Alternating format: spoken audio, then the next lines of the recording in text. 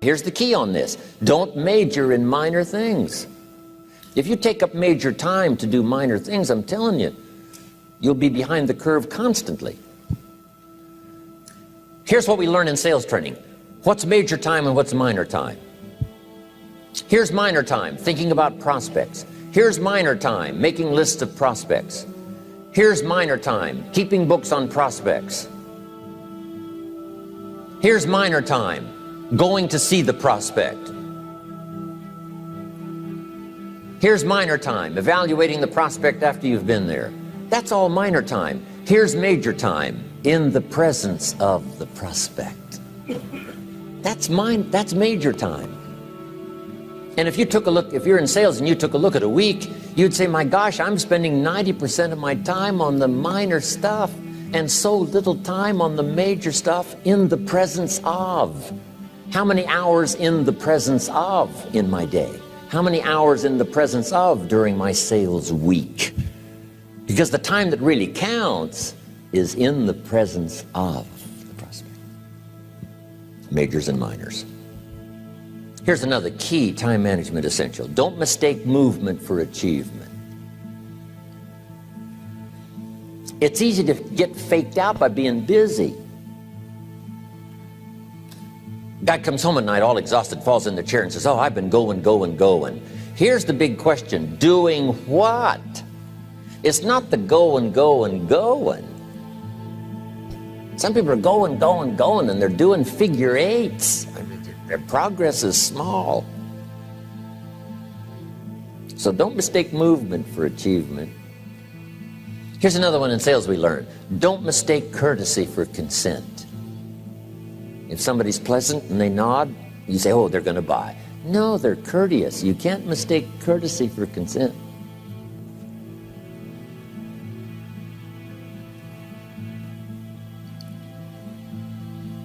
Now here's a big one, concentration. I had to learn this. All those years ago, I'm in the shower trying to compose a letter. Found it turns out to be a strange letter. So here's what I learned to do. Save the work till you get to the office. Save the work till you get to the work. Don't try to get to the office on the way to work. On the way to work, enjoy the way. In the shower, enjoy the shower. Then go to work when you get to work. I found this to be helpful. Concentration. Here's another big one. Learn to say no.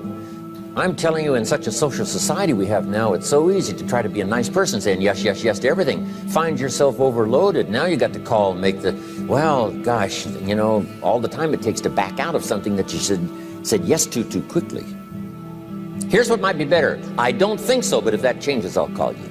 Little things you can use not to overcommit yourself. My friend Ron Reynolds says, don't let your mouth overload your back. It's a good one. Now here's a big one on time management. When you work, when you play, don't mix the two. Don't work at play. I used to take my family to the beach and I would bring my briefcase.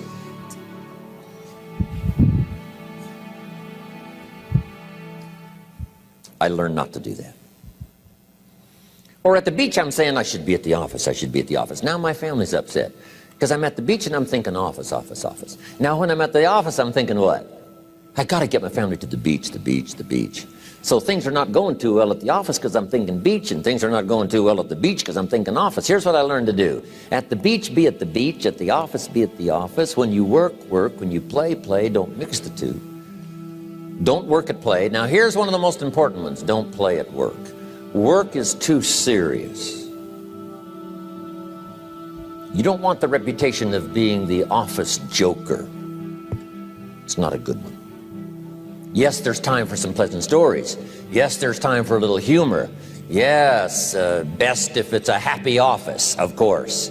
But I'm telling you, you got to be serious about work because you're parting with a piece of your life for the work you do. Your work costs you a piece of your life. Here's what it's called. Serious business. Not grim, not unhappy, but serious. Key. Don't play at work. The old expression, I don't think we use it anymore, horse around at the office. Play around, play jokes, play tricks. No place, not at the workplace. At the beach, yes. At the bar, yes. Somewhere else, not work. You've got to treat work with all due conservative passion, because it's leading you to your future. Here's another key phrase: all work is good.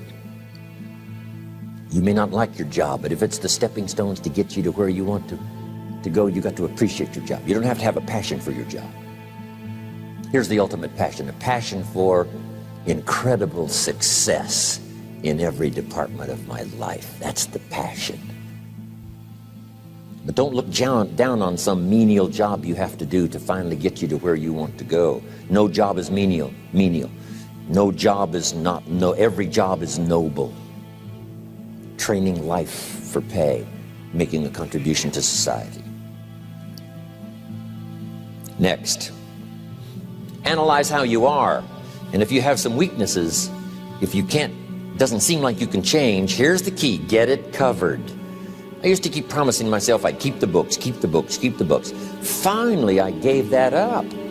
And back then, it only took me an extra $50, $60 a month for some accountant to keep the books. I said, no, I'm going to save the $50. You can't believe what I started losing in productivity because I tried to save the $50. So the key is, a lot of the time you can stay like you are, but just make sure you get it covered. Okay. Next, beware of the telephone and all other systems of communication, especially the telephone at home and systems of communication at home. And here's one of the best lines I've got for you for the weekend: let all communication systems serve you, but don't let them intrude. When it comes time to have dinner with your family, you shut off all systems, unless the ones that can take messages silently. Don't let the phone ring. Don't let anybody intrude, come through the front door nor the back door, nor through the telephone or any other device. So you can't reach John and his family when he's having dinner. The President of the United States couldn't get through. If you develop that kind of a reputation, father, mother, when we have dinner, when we're visiting and have this time with our family, nothing intrudes. So don't let these clever little devices keep intruding. You've got to have a place that's sacrosanct, it's valuable. You don't let anything in for that period of time. Okay. Isn't that good advice? Excellent advice. Here's the next one. Read all the books. You know, I've only got a few notes here on time management, but if you've got some particular challenges, you run a big organization, a big corporation, you've got some challenges, there's plenty of books. Now, here's what's next. Just be more alert to the things that might be stealing your time. Here's why. Time is like capital. You can't let someone steal your seed corn. You can't let someone steal your capital. And you can't let someone steal your time. You must designate your time. And some of the time that you designate, you must not let anyone steal. Casual time, you might let someone intrude and steal a little bit and take a little bit, but not serious time. Key. Next, one of the great time management savers is to learn to ask questions up front. Sometimes you talk to somebody for an hour, and then you ask questions and find out if you would have asked those questions up front, you could have saved yourself an hour. Asking questions up front helps you to get to the problem now. But if you just launch into some discourse, you might waste 30 minutes, waste an hour, when here's what you should have been talking about. After you finished an hour, you say, John, what's really the problem? He said, well, it's something personal. See, that's what you should have been talking about this whole hour. Key.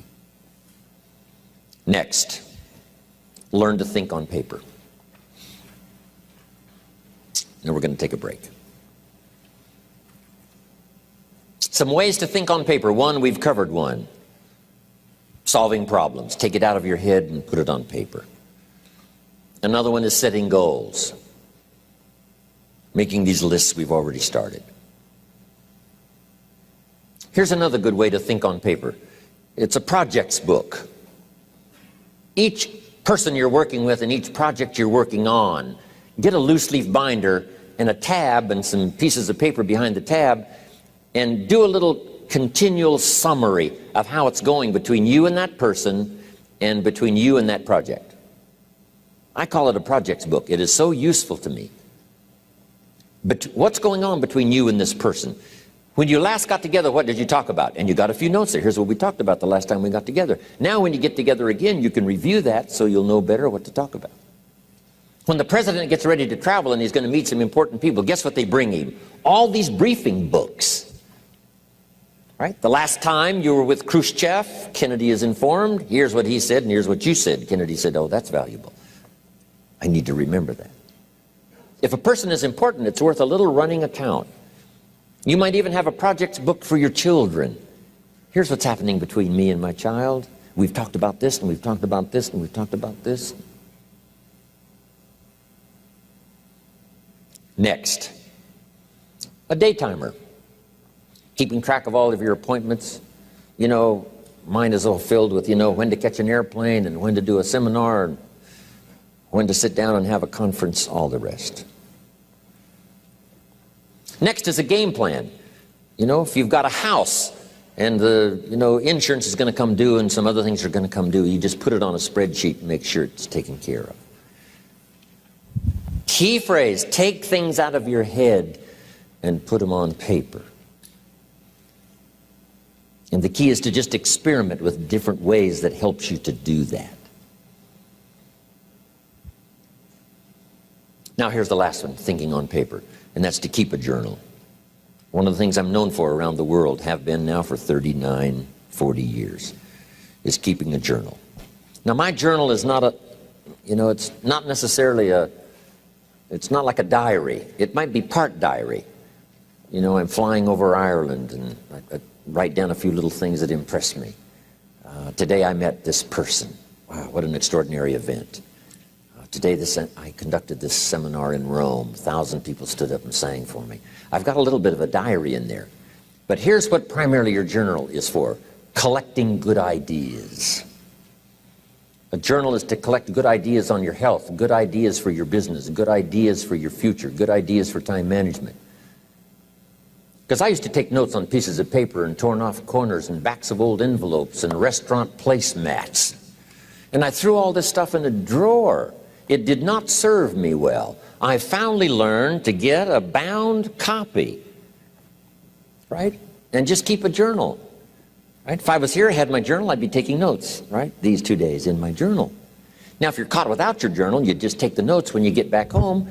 You put those notes in your journal, throw the paper away. Because we don't usually go through paper to review. But see, my journals now make up a significant part of my own library. My journal's all reserved privately for my children and my grandchildren. Can you imagine what I've collected over the years? It's unbelievable. There are 3 treasures to leave behind. I think you've already got those notes, right? Here they are. Number 1, your pictures. Don't leave the event unrecorded. It takes only a fraction of a second to say, here's who I was with. When I travel the world, right? We take all these pictures, and here's one of the gifts. People send me the pictures they took of me and them. It's part of the treasures I have on the farm. Incredible. A picture's worth 1,000 words to describe the scene, the emotion, what happened. Say, wow, this was an extraordinary day for me when I met these people. Here's what they told me happened to them when they went to my seminar 10 years ago. Wow, the drama comes back if you've taken the pictures. It's one of the treasures to leave behind when you go.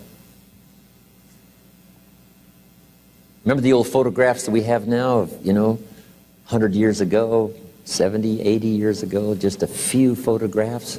What would it be like if you had thousands of photographs of the past, of your history, your mother, your father, right? Grandparents? So change all of that now for your children. Leave all your photographs as a record Here's what's next to leave behind, and that's your library. The books that changed your life, the books that changed your health, the books that rescued you from oblivion, the books that you passed on to other people, they were so exciting for you, the books that made you financially independent, the books that developed your leadership, the books that gave you wisdom to ponder when things were tough, the books that got you through the winter, the books that helped you to plant in the spring and harvest in the fall. What a treasure to leave behind. If you do that, here's what's for sure. Your books will be more valuable than your furniture.